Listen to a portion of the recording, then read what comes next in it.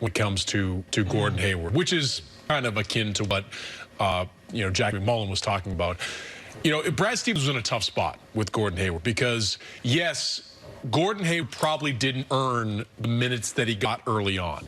At the same time, he's coming off one of the most catastrophic injuries we've ever seen in the NBA, and needed not only to have his game rebuilt, but his confidence rebuilt. So you had to give him 20, 25 minutes of time that he didn't necessarily earn to start to build that confidence back. So hopefully the idea was you have Gordon Hayward at something close to what he once was at the end of the season.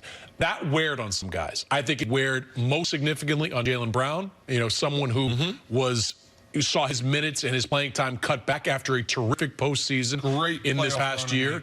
I think it probably grated a little bit on Jason Tatum, who was in a similar situation. Look, they had 3 wings for basically 2 spots, and somebody lost minutes as a result of that. So I don't know that has anything to do with what Kyrie Irving went through last year. I think he's an entirely separate situation, but the word baby came up when it came to how Brad Stevens treated Gordon Hayward. Well, go ahead, Steve.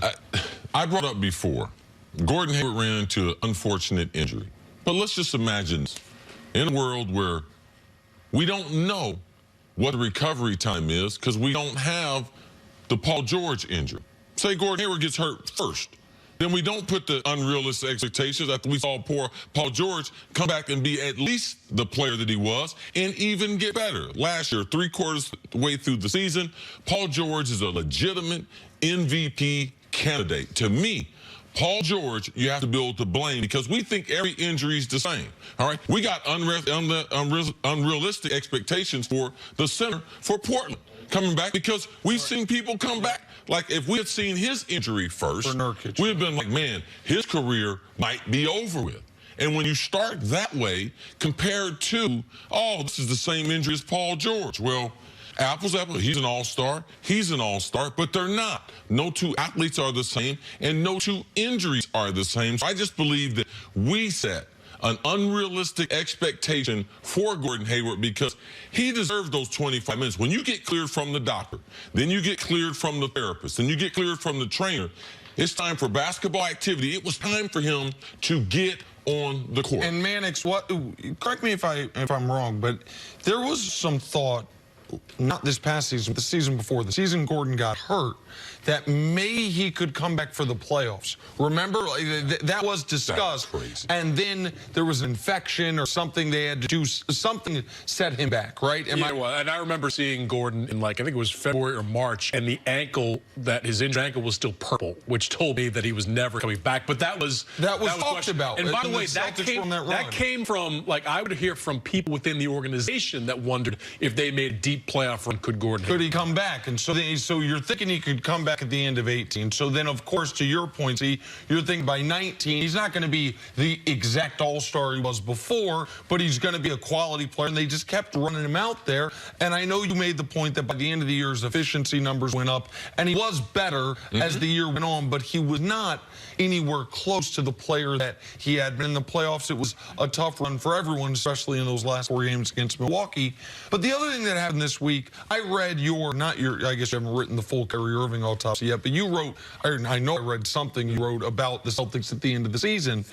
And you had basically in your piece talked about, okay, so Kyrie's almost assuredly leaving.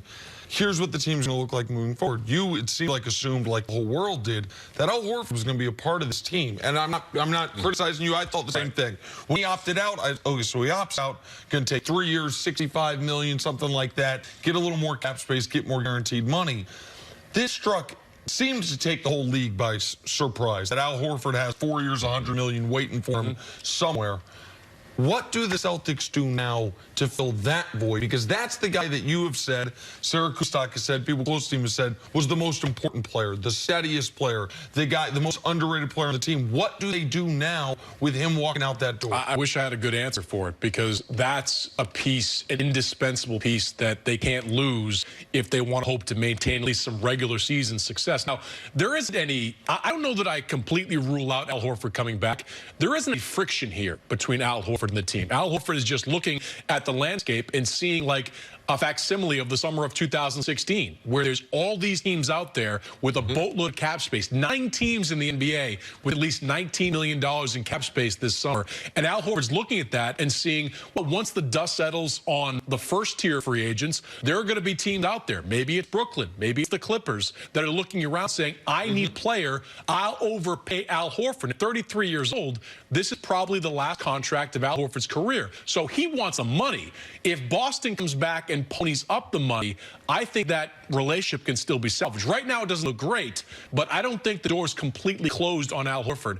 That being said, I don't know where they go after that. I don't think there's an obvious replacement for Al Horford out there in the free agent market. Do you think Danny Ainge looks back at any of the moves or lack of moves that he's made throughout the course of this offseason or last season that he potentially regrets, or if he had a chance to do over, that he may tweak what he had done? I mean, I've said and written before, I think Kawhi is something that stands out. Not rolling the dice on Kawhi Leonard last summer. It would have been a lower cost deal involving Jaylen Brown and some draft picks there. That is, but I know Boston gets beat up for not making the Davis trade. I wouldn't have done it. I wouldn't have traded Jason Tatum to get Anthony Davis with everything we know about Davis and everything we know right now about where Kyrie Irving's going to go. Well, just real quick on that, just follow up. But it is fair to say, I feel like as long as I've known you, you have talked about that Boston is preparing for Anthony Davis. From 3 years ago, that they are preparing for Anthony Davis, and a guy that I think you know pretty well, I know a little bit, Bill Simmons used this analogy, I think it's a good one.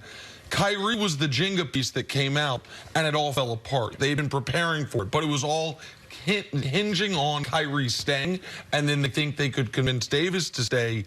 So it's not just Horford leaving and Kyrie leaving. It's their best laid plans of the assets that surrounded Anthony Davis that now you don't even make a real offer for Anthony Davis, and the Celtics are stuck in no man's land. Right. I agree with all that. But everything kind of came apart at the seams, and I don't think the reaction should have been, let's go get Anthony Davis anyway. Even though they have been pining over this guy for the better part of 2 years, I think they did the right thing in standing pat and, I guess, living to fight another day. All right, Max, we're going to see you